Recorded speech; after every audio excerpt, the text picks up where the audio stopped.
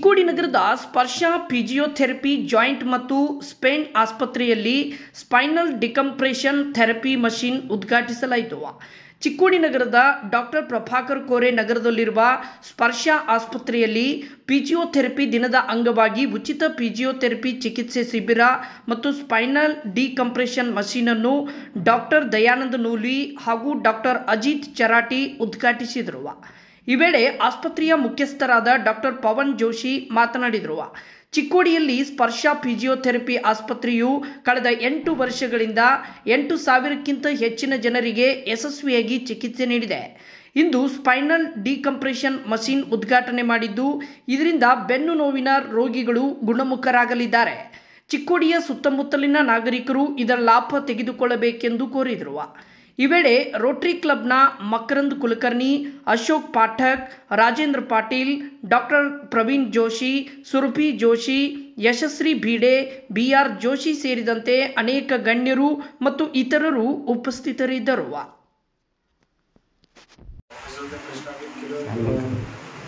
8 ವರ್ಷಗಳಿಂದ ನಾನು ಇಲ್ಲಿ ಸೇವೆ ಸಲ್ಲಿಸ್ತಾ ಇದ್ದೇನೆ. ಇವತ್ತು ವರ್ಲ್ಡ್ ಫಿಸಿಯೋಥೆರಪಿ, ವಿಶ್ವ ಫಿಸಿಯೋಥೆರಪಿ ದಿನಾಚರಣೆ ಅಂಗವಾಗಿ ಇವತ್ತು ನಾವು ಬೆನ್ನು ನೋವು ಅನ್ನುವಂಥ ಒಂದು ವಿಷಯದ ಮೇಲೆ ನಾವು ಒಂದು ಕ್ಯಾಂಪನ್ನು ಆರ್ಗನೈಸ್ ಮಾಡ್ಕೊಂಡಿದ್ದೀವಿ. ಇಲ್ಲಿವರೆಗೂ ಸಕ್ಸಸ್ಫುಲಿ ನಾವು ಒಂದು 7,000 ರಿಂದ 8,000 ಮೇಲ್ಪಟ್ಟ ಪೇಷಂಟ್ಸನ್ನು ಸಕ್ಸಸ್ಫುಲಿ ಟ್ರೀಟ್ಮೆಂಟ್ ಕೊಟ್ಟಿದ್ದೇವೆ. ಅತ್ಯಾಧುನಿಕ ಇನ್ನೂ ಸಾಮಗ್ರಿಗಳಿಂದ ಅಥವಾ ನಮ್ಮ ಟ್ರೀಟ್ಮೆಂಟ್ ಮುಖಾಂತರ ಒಂದು ಪೇಷಂಟ್ಸ್ ಬೆನಿಫಿಟ್ ಆಗಲಿ ಅನ್ನೋ ಒಂದು ನಿಟ್ಟಿನಲ್ಲಿ ಇವತ್ತು ಸ್ಪೈನಲ್ ಡಿಕಂಪ್ರೆಷನ್ ಯೂನಿಟನ್ನು ನಾವು ಇವತ್ತು ಲಾಂಚ್ ಮಾಡ್ತಾ ಇದ್ದೇವೆ. ಈಗಾಗಲೇ ಜನವರಿಯಿಂದ ನಾವು ಈ ಮಷೀನನ್ನು ನಾವು ಯೂಸ್ ಮಾಡ್ತಾ ಇದ್ವಿ. ಸಕ್ಸಸ್ಫುಲಿ 100 ಪೇಷಂಟ್ಸ್ ನಾವು ಟ್ರೀಟ್ಮೆಂಟ್ ಕೊಟ್ಟು ಎಲ್ಲರಿಗೂ ಗುಣಮುಖರಾಗಿ ಮಾಡಿದ್ದೇವೆ.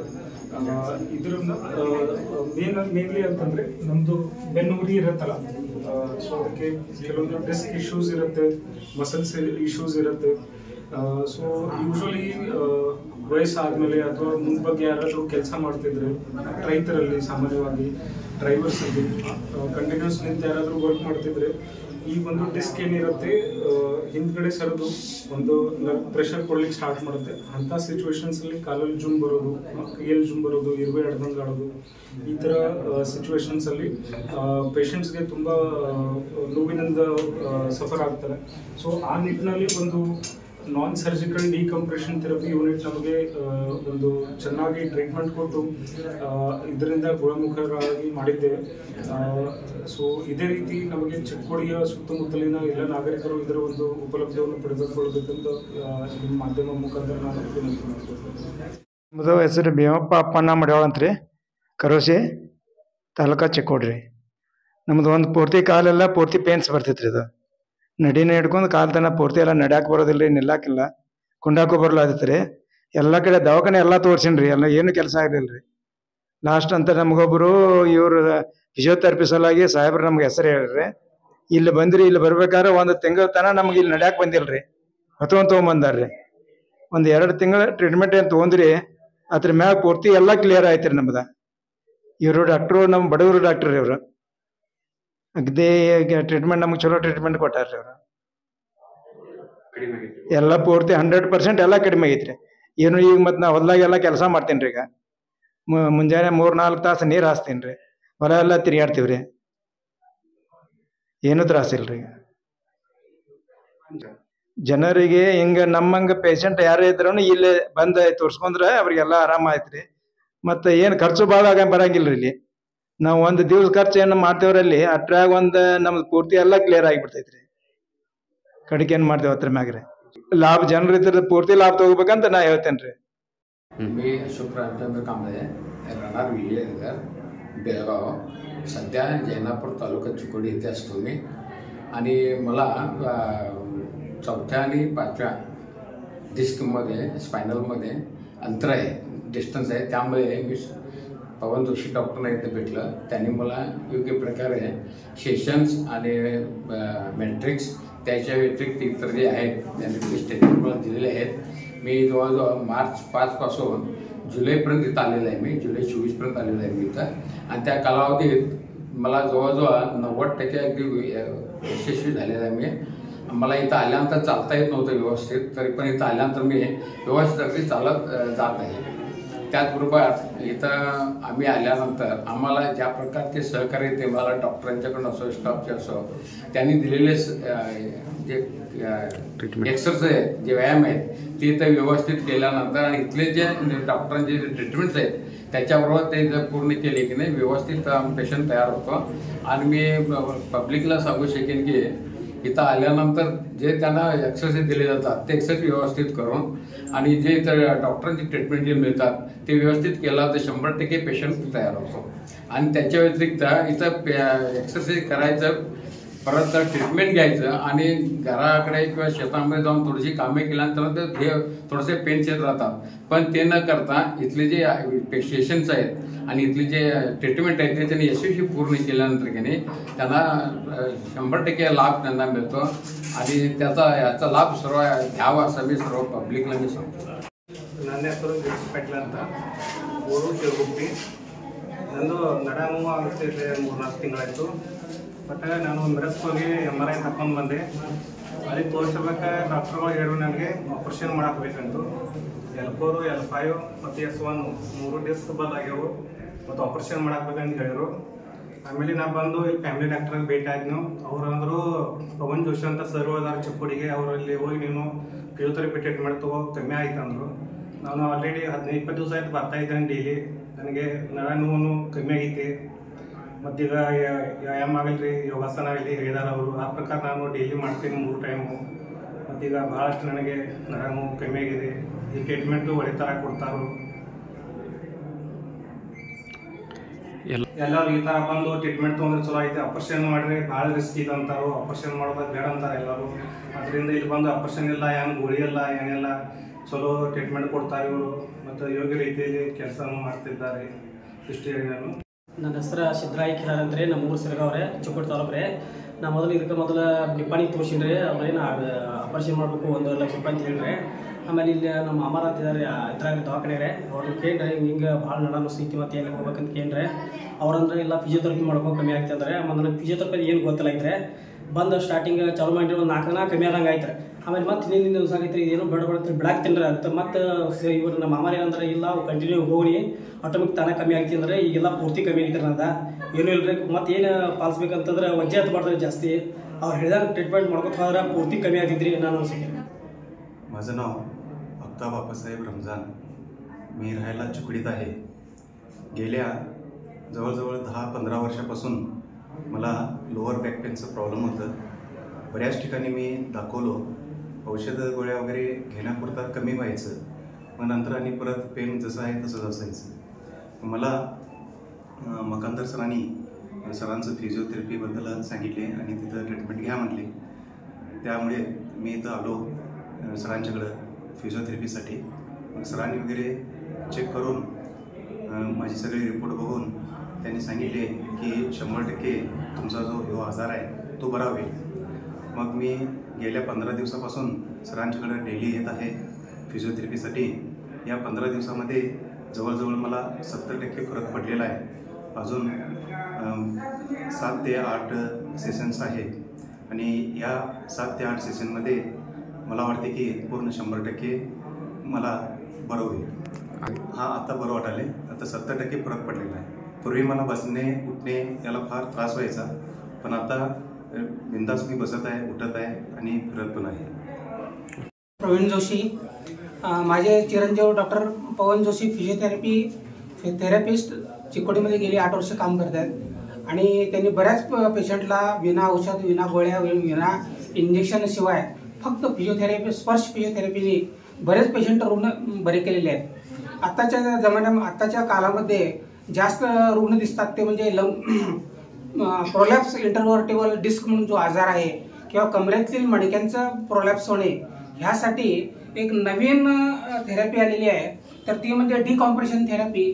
आज आम्ही डिकॉम्प्रेशन थेरपीच्या मशीनचं उद्घाटन केलेलं आहे. ह्याच्यापूर्वी ह्या मशीनवर 100 पेशंट आम्ही रिकवर केलेले आहेत. पण आज फिजिओथेरपी दिन निमित्त आम्ही ह्या मशीनचं उद्घाटन करून बऱ्याच पेशंटना आम्ही रिलीज देत आहे. कशा पद्धतीने असं वर्क कशा पद्धतीने करतं मशीन? हे मशीन टोटली कॉम्प्युटरवर चालणारं मशीन आहे आणि टोटली ऑटोमॅटिक मशीन आहे आणि हे ऑटोमॅटिक मशीननं तुमच्या सर्व बाजूच्या मणक्यांना राईट साईड, लेफ्ट साईड किंवा लॅटरल किंवा ऑब्लिक ह्या पद्धतीनं ते फिरवलं जातं आणि तुमच्या जे बल्ज आहेत मणक्यामध्ये जे गॅप कमी झालेले आहेत ते गॅप वाढवले जातात आणि ज्यामध्ये ते डिस्क बल्ज झालेले आहे ते डिस्क कमी होते आणि त्यामुळं रुग्णाला आराम मिळतो आणि वेदना आणि मुंग्या येणं करणं हे कमी होतं आणि रुग्ण आराम पडतो. बऱ्याच पेशंटना यासाठी ऑपरेशन करून घ्यावं लागत होतं, पण आता विना ऑपरेशन विना खर्चिक पेक्षा हे जर 5 रोटेशन तुम्ही घेतला तर हे नक्कीच कमी होते. किती दिवस घ्याल? 5 वेळा घ्यायला लागेल. 5 वेळा घ्यायला लागेल. रोज एकदा? हां, रोज एकदा किंवा आठवड्याला एकदा असं त्याचं. युजली सेशनचा टाइम जो आहे मिनिमम 10 ते 20 मिनिटासाठी आहे, मॅक्सिमम 30 मिनिटासाठी देऊ शकतो. आत्ताच्या नवीन लिटरेचर प्रमाणे म्हणजे एव्हिडन्स बेस्ड जे प्रॅक्टिस करतो आपण त्याच्यानुसार एक किमान 25 ते 30 सेशन आठवड्यातनं एकदा किंवा 2दा असं आपण देऊ शकतो. याच्यासोबत काही आणि परत रेग्युलर फिजिओथेरपी व एक्सरसाइजेस हा कंपल्सरी करावं लागतं. मेन जे कंबरदुखी मणक्याचा विकार हे ज्यांनाही आहे त्या पेशंटना एकच विनंती आहे की पुढे वाकून काही वजन उचलू नका, पुढे वाकून काही काम करायला जाऊ नका, कंटिन्युअस बसायचं नाही, कंटिन्युअस थांबायचं नाही आणि फार उशीर चालायचं नाही. वॉकिंग हा प्रॉपर एक्सरसाइज नव्हे. वॉकिंग सोडून सुद्धा आपण कमरेचे जे काही स्नायू आहेत त्याला सदृढ करण्यासाठी आपण बरेच त्याच्यासाठी एक्सरसाइजेस देऊ शकतो. बेसिकली जर बघायला गेलं तर हा पूर्ण आपलं मणक्याचं एक स्ट्रक्चर आहे. जर बघितलं तर हा आपलं लंबार स्पाईन आणि हा सर्वायकल स्पाईन आणि हा थोरॅसिक स्पाईन असं म्हटलं जातं, ज्याच्यामध्ये कॉमनली L4, L5 आणि L5S1 तर एक 90% पेशंट्समध्ये बऱ्यापैकी आपल्याला L4, L5चा डिस्क बल्ज हा वयाच्या 18व्या वयापासून धरून ते 70 ते 80 वयापर्यंत आपल्याला इझिली दिसून येतो.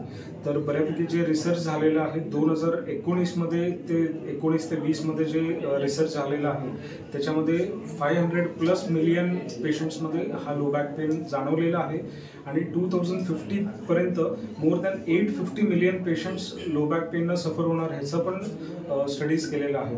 तर आत्तापासून त्याचा व्यवस्थित आपण विचार करून त्याचं मणक्याचा विकार न होण्यासाठी आपण काही प्रयत्न केले पाहिजेत किंवा काही एक्सरसाइज केले पाहिजेत किंवा काही आपण फॉलोअप्स घेतले पाहिजेत. हे अर्ली स्टेजमध्ये केलं तर आपण डेफिनेटली याच्यातून बाहेर पडू शकतो. तर बेसिकली जर बघायला गेलं तर L4, L5 किंवा L5S1 मध्ये जे काही डिस्क आहे हा पाठीमागं सरकून हा नर्वला टच करायला चालू होतो. जेव्हा ज्या साईडच्या नर्वला टच होईल त्या साईडच्या पाय मुंगे यायला चालू होतात किंवा कंबर दुखायला चालू होतं किंवा पेशंट 10 मीटरच्या वर सुद्धा जास्ती चालू नाही शकत, ज्याला आपण स्पायनल कॅनल स्टेनोसिस म्हणतो. जेव्हा काही फेल्ड बॅक सर्जरी सिंड्रोम्स आहेत जे मणक्याचे ऑलरेडी सर्जरी झालेले तरी पण त्याला बॅक पेन आहे, अशा सुद्धा केसेसमध्ये आपण ट्रीटमेंट देऊ शकतो. याच्यासोबतच आपण आज जर्मन मॅट्रिक्स रिदम थेरपी हा सुद्धा पेशंटना आपण त्याचं पण ट्रीटमेंट देणार आहोत. जर्मन मॅट्रिक्स रिदम थेरपी जो आहे हा जर्मनीमध्ये डॉक्टर एंडॉलानी याचं इन्व्हेंट केलेला आहे. जो आपलं जे सेल्स असतात त्याचा लय जो असतो तो 8 ते 12च्या मध्ये असतो आणि ते 8 ते 12च्या मध्ये लयला नॉर्मलाइज आणण्यासाठी म्हणजे सेलला सिंक्रनाइज करण्यासाठी आपण मॅट्रिक्स रिदम थेरपीचा आपण उपयोग करू शकतो.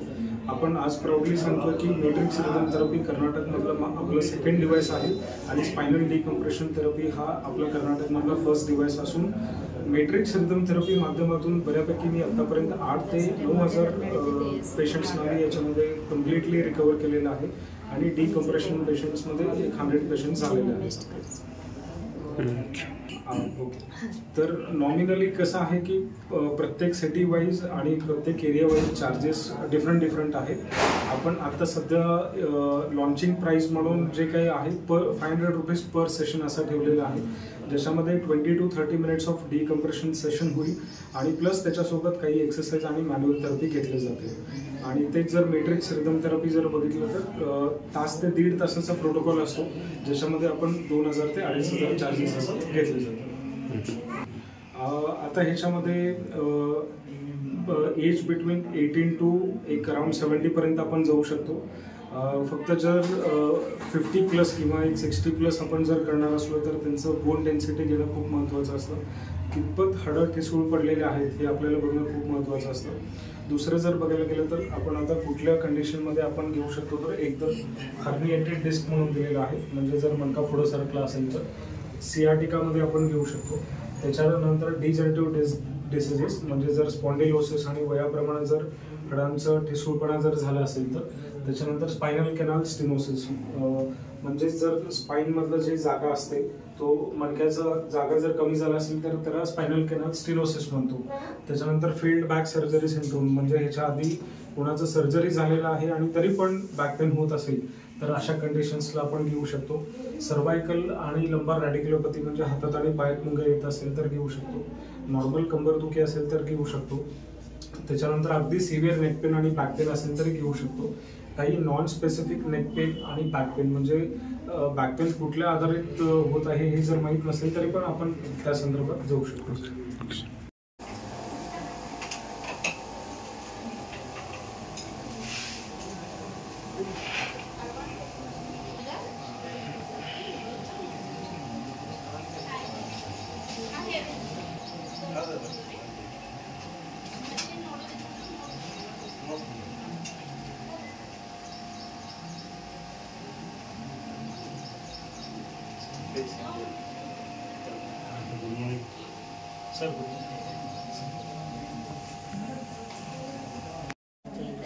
इंडियाला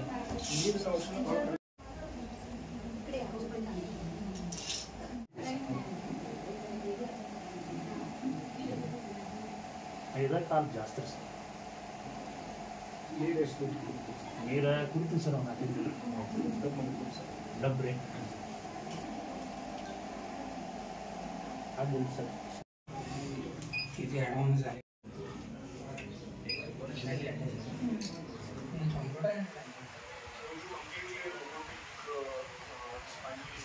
ಇದರಲ್ಲಿ ಫಸ್ಟ್ ಬಂದ್ಬಿಟ್ಟು ಸರ್ವೈಕಲ್ ಅಂದರೆ ಗೋಲ್ಡಿಂದ, ಆಮೇಲೆ ಲಂಬಾರ್ ಅಂದರೆ ಬ್ಯಾಕ್ ಸಿಸ್ಟಮ್. ಸೊ ಬ್ಯಾಕಲ್ಲಿ ಹೋದ್ಮೇಲೆ ಇದರಲ್ಲಿ ನಾವು ಇವಾಗ ಸುಪೈನ್ ಸೆಟ್ಟಿಂಗ್ ಅಂತ ಮಾಡಿದ್ದೀವಿ, ಅಂದರೆ ಸ್ಟ್ರೈಟ್ ಆಗಿ ನೋಡಿಕೊಂಡು ಟ್ರೀಟ್ಮೆಂಟನ್ನು ಪಡೆದುಕೊಳ್ಬೋದು. ನೆಕ್ಸ್ಟ್ ಬಂದ್ಬಿಟ್ಟು ಇದರಲ್ಲಿ ಯಾವ ಲೆವೆಲಲ್ಲಿ ಡಿಸ್ಕ್ ಬಲ್ಜ್ ಇದೆ ಅದ್ರ ಮೇಲೆ ನಾವು ಎಕ್ಸಾಕ್ಟ್ ಆಗಿ ಸೆಟ್ಟಿಂಗ್ ಮಾಡಿದ್ರೆ ಅದು ಆಟೋಮೆಟಿಕ್ಲಿ ಬೆಡ್ ಪೊಸಿಷನ್ ತೊಗೊಂಡ್ಬಿಡುತ್ತೆ. ಸೊ ಇವಾಗ ಇವರು ಈ ಪೇಷಂಟ್ ಜಾಗದಲ್ಲಿ ಡಿಸ್ಕ್ ಬಲ್ಜ್ ಇದೆ. ಸೊ ಇವಾಗ L4 L5 ಡಿಸ್ಕ್ ಪೊಸಿಷನ್ಸ್ ತೊಗೊಳ್ತಾ ಇದ್ದೀವಿ. ಸೊ ನೀವು ನೋಡಿದ್ರೆ ಆಟೋಮೆಟಿಕ್ಲಿ ಇದನ್ನು ಬೆಡ್ ಪೊಸಿಷನ್ಸ್ ತೊಗೋತಾ ಇದೆ.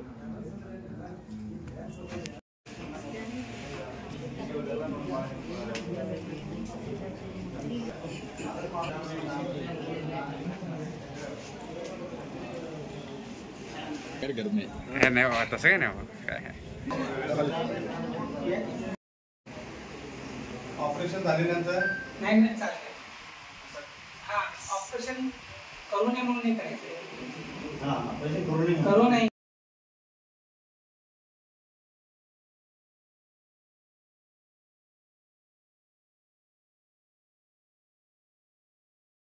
Weight has to be there.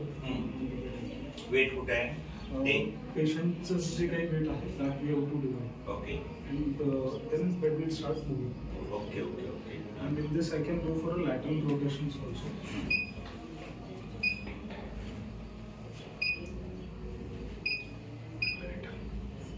So I can just alpha synchronizer also. Even for the work is also. Actually it is completely wireless.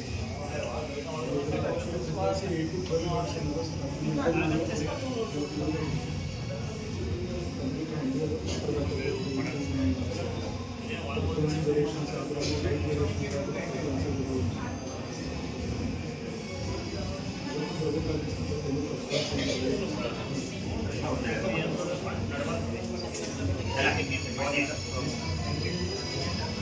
भेटला बरं झाला.